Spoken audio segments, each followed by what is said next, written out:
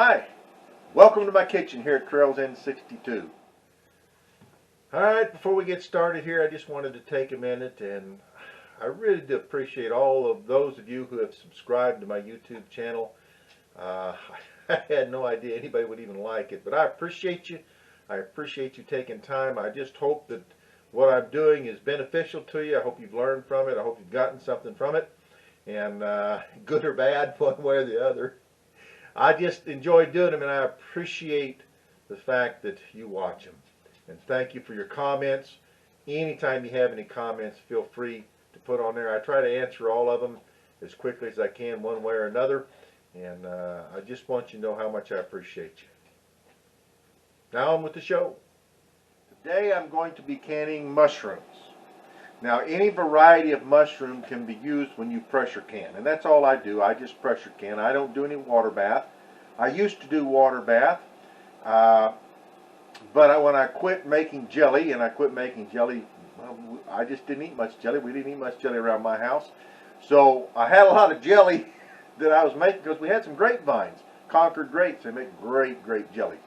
And I made some apple jelly and nectarine jelly and elderberry jelly and different things like that. But we don't eat much jelly. I've got a bunch of it in the storeroom there from several years ago. Just don't eat very much. So I don't do any water bathing. I just can all my tomato products and all that. I pressure can. Just easier for me. So anyway, we're going to be doing mushrooms, and they need to be pressure canned because they're a low acid food. Now, like I said, any variety you can use when you're pressure canning. I happen to have got some from my local salvage store, and you've heard me talk about it. I get some good deals down there. In this instant, I got a 5-pound bucket, not a 5-gallon, a 5-pound bucket of mushrooms so that I can can. Now I'm going to can, and you normally can these in a half pint or pint. You know, a pint's too much for me. A half pint's about a single serving, which is just great because I can put it on pizza.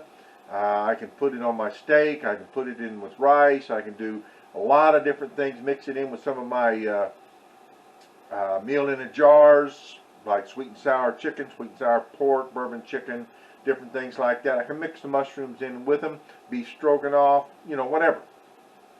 So it makes it good to have them in single serving cans, jars. But I get some good deals down at my salvage store. I got some onions. They're processing right now, dehydrating in the background. Already diced up when I got them, a 5-pound bag for $3, so I got 10 pounds. I've got my two dehydrators going back now, back behind me here, and they're dehydrating onions. But anyway, today we're going to do mushrooms. Now, the first thing you do with the mushroom is you have to clean them. And these are already sliced, which is great for me because then I don't have to slice them. But they're better sliced to can because you can fit more in the jar. These are a little thicker sliced than I probably would have done if I was slicing them myself. But since they're already sliced, less work I have to do. And I'm all about as less work as I have to do as I can do. So I've got them soaking in some cold water. And, ground products like these and root products, botulism is in the soil. So, I don't know, those of us were kids, we ate a lot of soil, we may be immune to it, but that's alright. But botulism is in the soil, that's why soil root crops have to be washed thoroughly. And these aren't exactly root crops, but they're right down on the ground, they pop up through the soil when they grow, so they have to be washed. So I'm going to wash these, let them soak about 10 minutes here in cold water, help get the dirt loosed on them. And I'll wash them at least twice. I may wash these 3 times since they're already sliced. But usually you wash them before you slice them and rinse them off real good and get all the dirt off of them. And then you slice them. And you slice them however you want to, without whatever method you want. Like I said, these may be a little thick for what I would have done had I done it myself. Some of them aren't quite as thick, but that's okay. They're already sliced. That's one less process that I have to do. So I'll let these wash. I'll soak them for 10 minutes. I'll rinse them off real good, and then I'll probably soak them for another 10 minutes and get them good and clean. Then we'll be ready for the next process. Now I've got my mushrooms washed. I washed them 3 times, let them soak and rinsed them off real good, and then let them soak and rinsed them off real good, and then let them soak and rinsed them off real good. I probably didn't have to. You should always wash mushrooms that you buy naturally, that aren't in jars or cans or already cooked or whatever, because of the dirt on the outside. But you wash them before you slice them because they're a whole lot easier to wash. There's less surface area for the dirt and everything like that, so you wash them before you slice them. That's important. But these were already sliced. They're probably manufactured for commercial use, and so my thought is they were probably already washed before they were sliced. But just to be safe, I went ahead and washed them anyway. Probably didn't need to have to, but better safe than sorry. So my next step will be to blanch these. I'm bringing my water to a boil, and I will blanch them from 3 to 5 minutes, probably 5 minutes, because these are thick sliced, and that way they'll pack into the jars and they'll become pliable. They won't break, but they'll become pliable and be able to pack into the jars. So we pack the jars as full as we can. So next we're going to be blanching these. As soon as the water gets boiling, we'll be ready to go. Okay, my water's boiling, and we're ready to blanch the mushrooms. Now normally when you blanch, you put them in hot water and then you'll plunge them into cold water. The purpose of blanching is to stop the enzyme action, to keep the fruit or vegetable from continuing to mature, and it preserves the nutrients and colors and stuff like that. So, but these we're not going to put in cold water because we're not going to freeze them. We're going to can them and we're going to cook them more anyway. So understand the purpose of blanching is not to cook the vegetable. The purpose of blanching is to stop the enzyme action. So we don't, we're going to cook them a little bit, but the purpose is to stop the enzyme action. 3 to 5 minutes is what you do, and probably 3 minutes will do on these because they're sliced, but they're pretty thick sliced. So I'm going to go ahead and do it for 5 minutes. Once the blanching process is done, the 5 minutes, then we'll spoon these directly into our hot jars. Alright, now like I said, I'm using half pints because they're basically single servings. And what I'm going to do is I'm going to pack them down in these half pint jars. I'm using my my Nesco electric canner, so I may have to do 2 batches here. And I've figured on the Nesco canner I'm going to put 6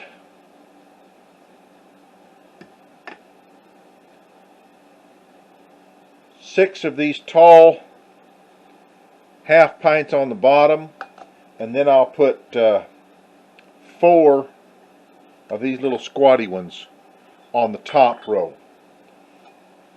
Now the reason is because the lid turns and it raises up so high when you double stack it in there that you have to be careful you don't hinder that process because you've got your vents hanging down in there. So anyway, that'll do 10 half pints is what I'll do. And you can pack these in here pretty tight because now they're nice and soft and supple. We want an inch head space.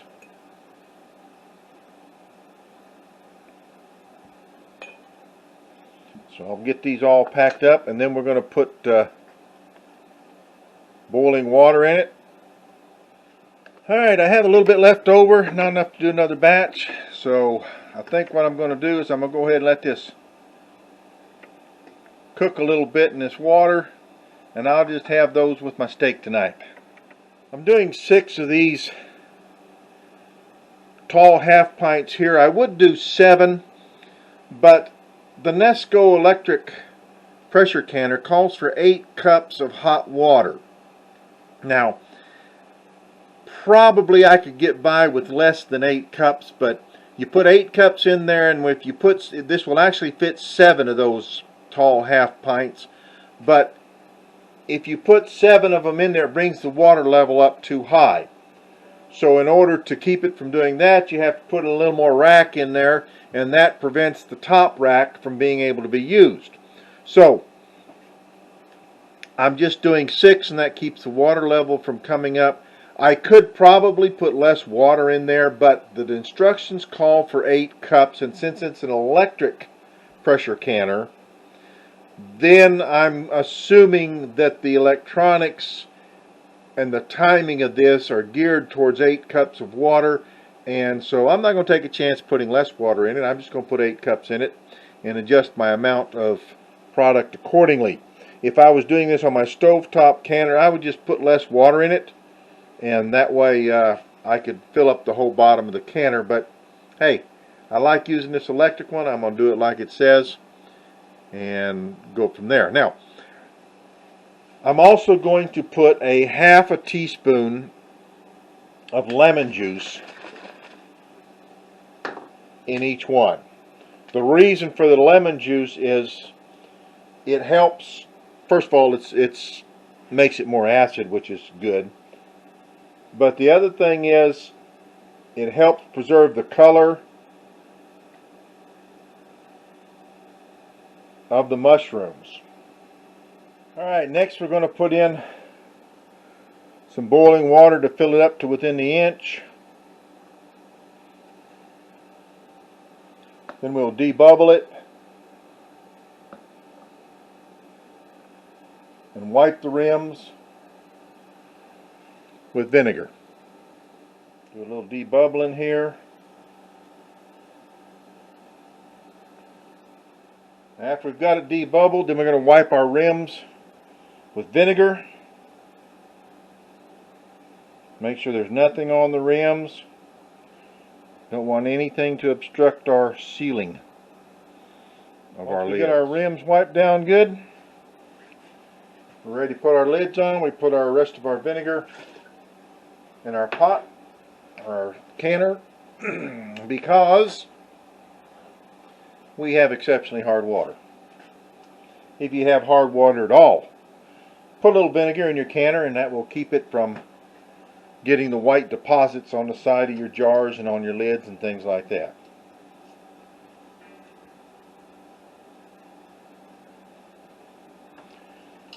Set our lids on. Again, I still boil water, shut it off, and put my lids in it. I don't boil them, I just boil the water, shut it off, put the lids in it, heat them up a little bit. The new lids say you don't have to do that, but it's hard to teach an old dog new tricks when the old tricks keep working. So I'm going to keep doing it this way, and that way I don't have to worry about, do I have ball lids, Kerr lids, or off Amazon.com lids. And these happen to be off Amazon.com lids. Now we're ready to put our rings on.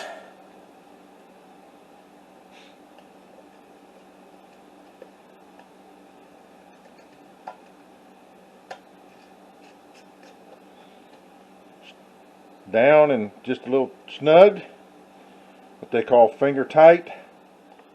Okay, after reconsideration, I decided to double check this because I used water for the weight in the jars before, and since there isn't that much weight as a full jar of water, it didn't come up quite as high as it did with jars of water. So I went ahead and did 7 of the tall half pints, but I'm still going to do 4 of the squatty ones on top because of the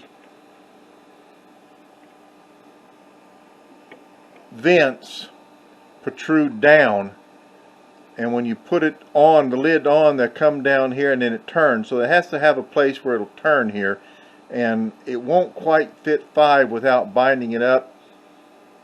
It probably will, but that I'm not going to try. So we'll do 7 in the bottom and I'll do 4 on the top. So I've got my 4 in on top. And this tray, steamer tray that came with it's what I use for the tray on top. And it does have a lip on it, so I try to keep these inside the lip. So as you can see, I could probably fit 5 of these squatty ones up here. But if I put this down, it'll come down about here and it'll turn over to here. So that way there's space there so the vents won't catch against anything. Alright, we're ready to get her started and process our mushrooms. We'll do these. I do them for 45 minutes, 15 pounds. I've checked my vent, it's on exhaust. Checked it, it's clear, everything's ready to go. Going to plug it in. Plugged in. Put it on high. 45 minutes. Now I do 45 minutes for pints or half pints, either one.